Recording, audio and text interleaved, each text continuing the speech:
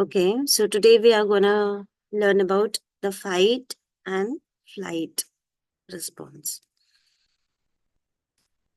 So there are some worksheets which will help you to understand and navigate your fight, flight, or freeze responses to stress or worry.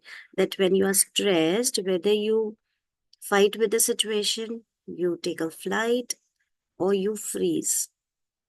Take a flight means run away, or you just freeze there. Okay. So our brain, if you look at our brain, so there's a survival brain. There was a part of the brain which is survival brain. Then limbic system, which and it has emotional brain, and then frontal lobe, which is your thinking brain. So survival brain, it will work for your survival. Okay, like your heartbeat is working. Okay. So at that particular time when you're in stress, this is gonna provide you more oxygen. Okay, it'll make your heart beat faster so that you get more oxygen. Okay, more, more energy so that you can run faster. Okay, then is your emotional brain, which gives you the warning sign. Okay, that there's a danger, there's a threat, and then thinking brain, which temporarily goes offline. Okay, so all the time your thinking brain is working, but this time it's not because your emotional brain is giving you a signal there's a danger, and your survival brain is taking the action that you should run away from there, or you should, you breathe faster to take more oxygen. Okay, a worry. What are worries? Now, worry is a feeling of if you're not feeling comfortable, if you're feeling uneasy, you're scared, you're fearful, nervous, okay, when you're thinking about anything unpleasant. So it's worry is a thinking, okay, and always it will be what will happen in the future, okay. So that then when you worry, you think about your future. You're frightened, you're nervous, you're anxious, okay. So that's all what we call as worry, anxiety, or stress. People who worry a lot, they're very nervous about the potential dangers of what could happen. Means they are not very sure also that this is going to happen, but they just get anxious. It can happen. What if this happens, right? So it's a specific thought which makes you feel nervous. Maybe like, what if I make a mistake? If you have to perform, what if somebody laughs at me? Or it can be feeling butterflies in your tummy, or feeling sick. Sometimes you just fall sick, sometimes you get fever. So that's a normal feeling and can serve as well in several situations. Like having little worry is a normal feeling. Like if you are having a math exam, and you must worry because then that is going to help you to study more. If you're not worried, you will not study. You know? So if you are worried about your sports game, so you'll perform better. Okay. But when you worry too much and then it starts to interfere with and it starts to interfere in your everyday life, means you cannot do your day-to-day work, and then you need some special tools and tips to help overcome your anxious feelings. So everybody experiences worries. However, if you're starting to feel worried more often or can't seem to stop, अब वो feeling आपकी जा ही नहीं रही है ना, you're not able to stop thinking about that particular, it's leaving you feeling upset, then this book is gonna help you. Okay, so you can move through this booklet and listen to your body and speak up if you feel uncomfortable about any of your feelings, because talking always helps. So, of course, this book is gonna help, but if you want to talk it out, you can talk it out as well. Now, times when I have felt anxious. What are the things when you felt anxious? What are the things what made you feel worried? You felt concerned when you had to get a needle at the before vaccine, okay, or maybe first day of your school because you don't know anyone, or first day of your office, anything. So that's okay to feel worried if you have to talk in front of, or maybe if you have to say something in front of so many people. So that's all normal. Now, think when you felt a little bit anxious. Okay, so simple worry is okay. Now, if you're anxious, what are the things when you felt anxious? Now, you all know that there's a survival mode of worries. Without the ability to feel worried, humans wouldn't have survived. We have to worry. If there's a tiger standing in front of me and I don't worry about it, what I'll do, I'll not run from there. No. So that's normal. Okay. So when we were hunters and gatherers, worry and stress would alert us to potential life threatening dangers, like being face to face with a saber-toothed tiger. In the caveman days, the fight or flight mate kept them alive. Is it a situation where I can stand and fight or I should run away? So, of course, if you have a tiger in front of you, you won't fight. You would take a flight, right? Now, this in modern times also, it will serve us well and help us survive dangerous situations such as quickly responding to a car that's coming your way on the footpath. So you won't fight with that car, right? You'll just run away. Now, everybody has the fight or flight response. It's a natural response and it is designed to help keep us safe from danger. But if your response remains switched on when there's no real danger, or if it gets switched on too quickly and makes you feel nervous all the time again when there's no danger, then the response will turn into anxiety and it will start to interrupt your daily functioning. So, in other words, we can say that there are healthy fight or flight responses and there are unhealthy fight or flight responses, right? So, should you have fight or flight response? For which situation you should have? Okay, like if you have a test at school, if you are visiting doctor for needle, or even if you watch something scary on TV, okay. Now, difference is that the triggers that cause you to have an unnecessary fight or flight responses are your thoughts. Now, there's no situation, it's only your thoughts or some past memories or some emotions that is giving you such fight or flight response, then it is unuseful, right? And you are just becoming afraid, thinking what might happen. For example, if a car is coming, it's obvious that you will run. But just thinking that a car might come, okay, that's unuseful. So, if you can provide examples of some healthy and unhealthy response. So, the same way which I told you that seeing a car coming quickly towards you, worrying all day that mom won't pick me up after school, even though she has never forgotten. Like something you are just assuming out of emotions, then it's unhealthy. Now, inside the brain, when we feel a sense of potential danger and fear, means there's real danger, our body automatically, it will instinctively goes into protective mode to keep us safe. That's how our brain is, how our human body is made. And this fear response starts in the part of the brain that called the amygdala. Okay. The amygdala activates the fight or flight response, assesses the emotional significance of things that happen in our environment, and decides whether or not something is a threat to you. So let's say that your amygdala decides that a spider creeping towards you is a dangerous to you. Now, it will initiate your body's flight or fight response as a way of helping you respond to that threat. So, any physical harm, that is a natural response of your body without giving a single thought. Like if you're scared of spider and it's coming to you, your body will take immediate action. Automatically, amygdala will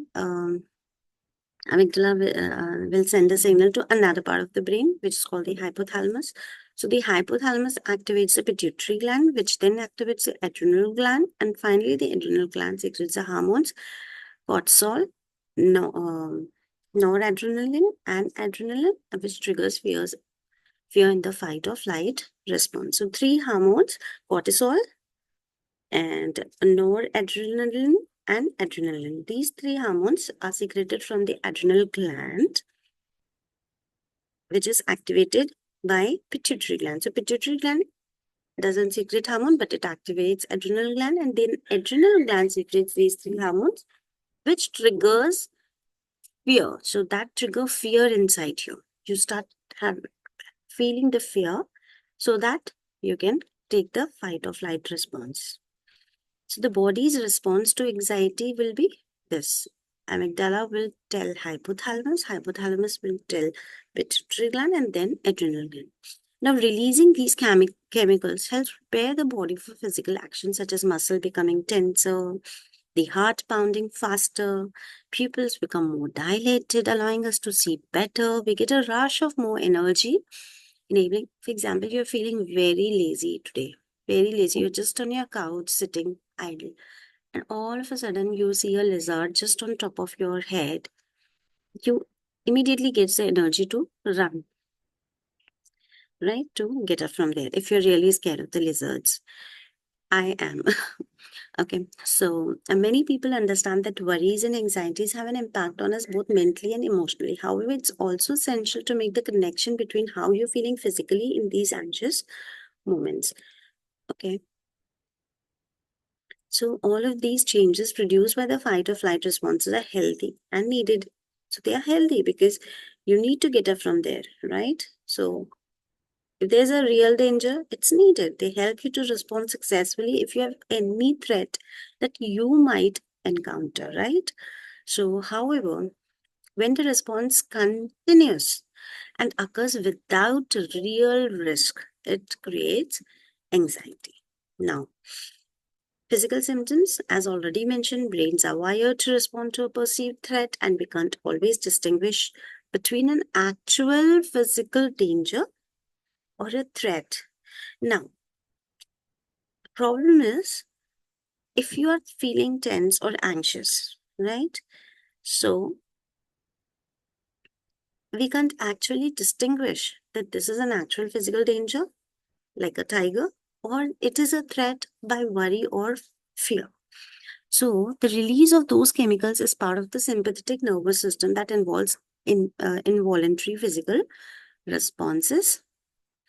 Okay, so the body will react. If your brain has given the signal of fear because of your thoughts and worry, then body will not differentiate that this is unhealthy, so should not rest. It will do because you have created fear by thinking. So it will have all these impacts: jittery teeth, red cheeks, headache, heartbeats faster, sweating, trembling, tense, nauseous, weak or jelly legs, chest pain, butterflies in the tummy, clenched fists. Okay. Now you have to fill this where everybody will respond differently. Like everyone's reaction will be different to fear and anxiety. So you have to try and identify 3 times when you felt anxious and which of the body part was affected. Now, thought and feeling, they are different. What thought came to the mind and then what you felt. Okay. First thought will come to your mind. Oh, what if this? And then feeling would be sadness or maybe oh, anxious, right? Then physical symptoms. Now you have to check this. Common symptom. Never, at times, or often. Now, if these things are happening at times and often, then that's not a real danger. You need to know. Now, window of tolerance. So, in window of tolerance, we all know that we feel present, calm, and safe in total control. Now, there are things which shrink your window and there are things which expand your window. So, if you have stress, trauma, anxiety, rejection, abandonment, your window of tolerance will shrink. But if you do mindfulness, grounding exercises, gratitude, positive self-talk, and deep breathing, your window of tolerance will expand. So always think this window that it's expanding because you are being mindful, you are being grounded, you are doing exercises, you are feeling great, gratitude, you do positive self-talk, you do deep breathing. So hyper arousal and dysregulation. What is hyper?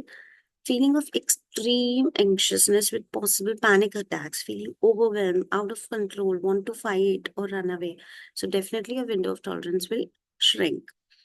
Dysregulation, feeling of frustration and agitation increase, uncomfortable feelings start to increase but still in control. So it might be little in control, but if it is hyperarousal, then that's something very serious. Okay. So hyperarousal, where you are getting too anxious. So dysregulation is okay, still in control. Now hypo is you don't feel anything, you just go numb, frozen, disconnected, zoned out, lethargic, no energy.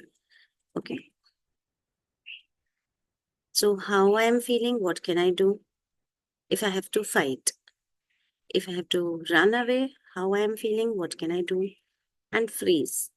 How I am feeling, how I behave. Fawn. Okay.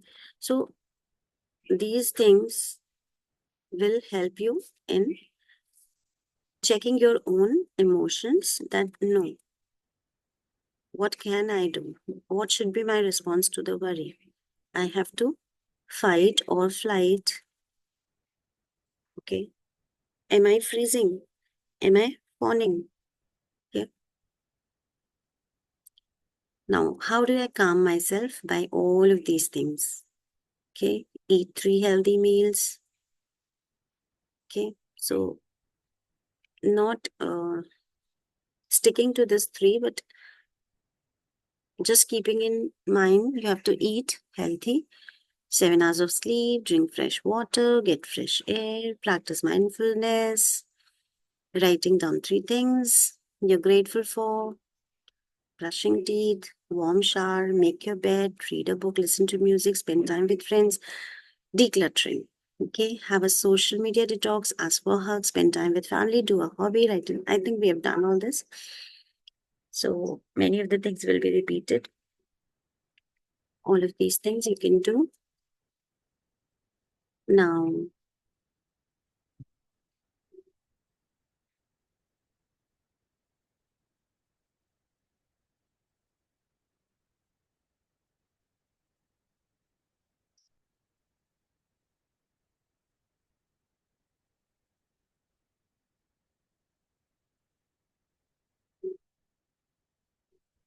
okay, wait.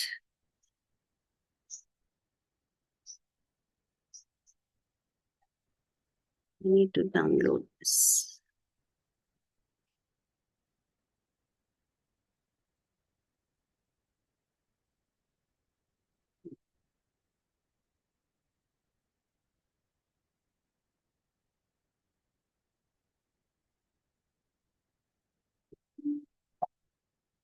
Okay, we'll continue tomorrow. Now, this is just the chart you all can see. Okay, I don't know what happened.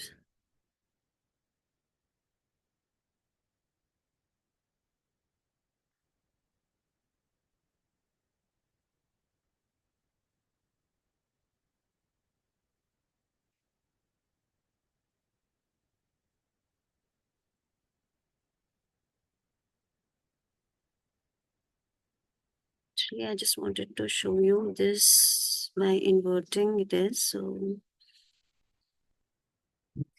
okay. So when you are in fight mode, what you do? What you feel? All these things. When you are in flight mode, you will feel trapped. All these things. Freeze. All these things and fawn. Okay. So you have to tick mark on this. So we have talked about flight, fight, how irritability, anger, aggression, all these things, demanding, controlling means you are fighting. Flight, you run away. Freeze, you are confused. And fawn is when you actually s- can't set a boundary and you start pleasing people so that you want to avoid the conflict. So you are overdoing, given easily, and you can't say no, you can't set your own boundaries because you are worried. Like, as a daughter in law, uh, you might fawn to your mother in law where you can't say no, right? And taking all the stress and worry, right? Okay, so that's all for today. Bye bye.